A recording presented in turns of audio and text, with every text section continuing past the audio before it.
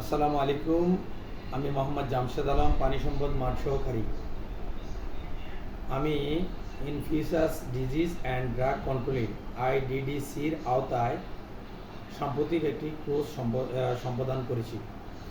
আমার course instructor ছিল doctor Sharif Khan sir, medicine expert India.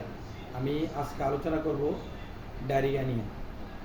Diarrhoea হচ্ছে সাধারণ অর্থে 24 ঘন্টার ভিতরে 3 থেকে 4 বারের উপরে যদি তরল এবং অর্ধতরল পায়খানা বা বর্জ্য নিঃসৃত করে, তাকে আমরা ডায়রিয়া হিসেবে আখ্যাত করি।